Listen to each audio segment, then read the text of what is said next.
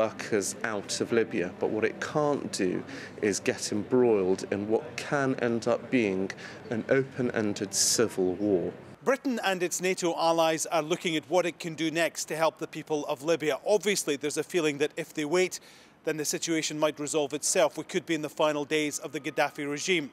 But if he hangs on, then they're going to have to do something, and difficult decisions will have to be made. Alan Fisher, Al Jazeera, London.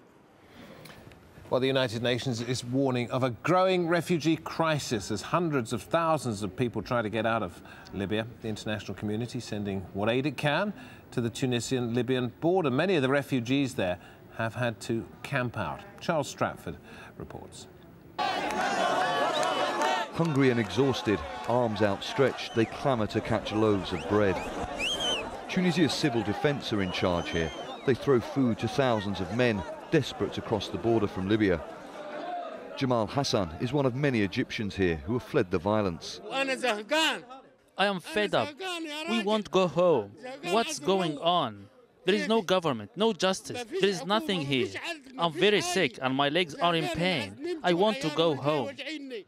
As more and more people push to cross into Tunisia, so the casualties rise. Collapsed through exhaustion, this man is rushed by stretcher bearers to the side of the crowd. He's too traumatized to speak. Tunisian authorities say they are struggling to cope. The problem is we're trying to process as many evacuees as possible in the shortest time and to treat them as fast as possible because their condition is getting worse. Some of these people have arrived here injured. They are treated in ambulances and a makeshift hospital, victims of the violence unleashed on them by Gaddafi loyalists and mercenaries. I don't need any money from Egypt. I just want to go back home. There are 26 of us from one street in Cairo, and we want to go home. We cannot wait in this ridiculous situation. It's inhuman. The Egyptian people are going to die. I swear they will die. This is a Red Crescent hospital camp. A United Nations High Commission for Refugees camp has been expanded once already, providing beds for 10,000 people. But the organisation says it may need at least double that number, and the coordination effort must be better organised. Well, I mean, this is what the civil defence people have decided to do, just out of the goodness of their heart. I don't think it will change anything, frankly, unless there's an organised... I mean, there's only two ways. Either you go in there and try to organise it, or expand your transit facility and draw them in. The World Food Programme says at least $38 million is needed to fund the relief operation here. But with no end in sight to the violence and fears of a counter-offensive by Gaddafi's forces, a humanitarian crisis is now unfolding fast. Charles Stratford, Al Jazeera. In just a moment here on Al Jazeera, more high-profile politicians walk out on Tunisia's caretaker government. We'll look at whether it can withstand the pressure. And an ugly end to a glittering career. Allegations of anti-Semitic remarks bring ruin to one of fashion's brightest stars.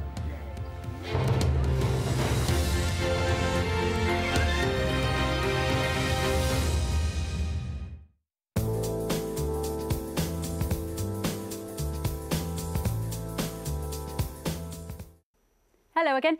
It certainly is going to be very chilly for the northern parts of Asia over the next few days. If we take a look at the charts as we head through Wednesday and Thursday, we'll see the winds are all flowing down from the north, dragging in that cold air and some snow flurries as well. I think most of the snow will be in the western parts of Japan, and further east there's a better chance of a dry day, but even here it's not going to be warm. We're looking at a top temperature in Tokyo of just 7 degrees. Now, head a bit further south, it's also rather fresh for some of us across the southeastern parts of China as well. Shanghai there will get to around 8 degrees and Hong Kong will get to around 21. That sounds reasonable, but it's actually a few degrees lower than the temperatures we've been used to. Now, a bit further south, and here's where all the rain is. We've got one area of low pressure that's gradually tracking its way towards the west. It's throwing plenty of heavy, thundery downpours there across the northern parts of Borneo and still dragging its feet across the Philippines as well. That central belt of the Philippines is going to be very, very wet for Wednesday and Thursday. The southern parts where we have seen flooding should be a bit drier here. Now, talking about flooding, Australia is going to see some very, very heavy rain as we head through the next couple of days. This northern portion staying incredibly wet throughout the day on Wednesday and Thursday too. We could see over 50 centimetres of rain here, and it stretches down to Sydney.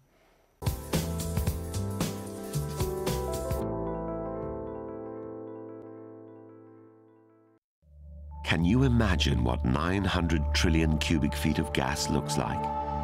Often 10,000 feet below the surface. Now try and imagine the technology needed to extract it. Then distributing that gas to a far-off and energy-hungry world. We believe in pushing technology to its limits. Now try and imagine a world without Qatar gas.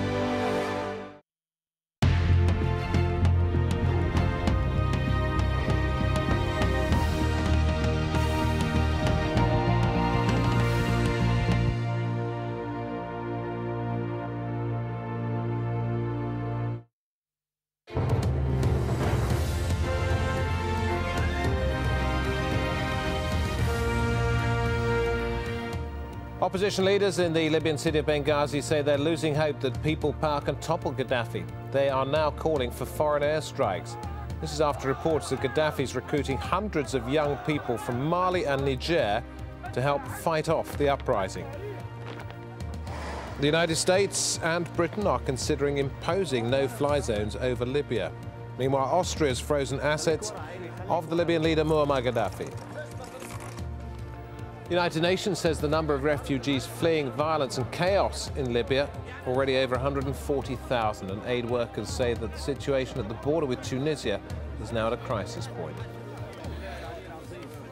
Well, that's the problem at the border between Libya and Tunisia. What about overall for the country that's just had a revolution of its own? Well, one of the main opposition parties has now been legalised after being banned for more than 2 decades.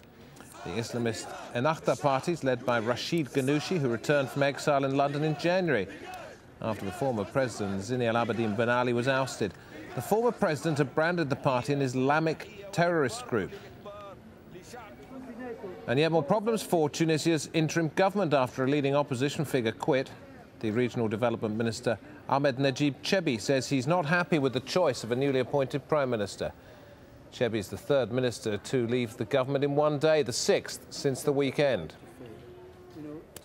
Well, Amnesty International, talking about the situation in Tunisia, has said that there have been human rights abuses, big ones, during the revolution there. In its report, it says Tunisian authorities used excessive force, lethal fire, trying to stem anti-government protests. Torture and other ill treatment appeared to be systematic nationwide, and it wants Tunisian authorities immediately to end impunity for such abuses.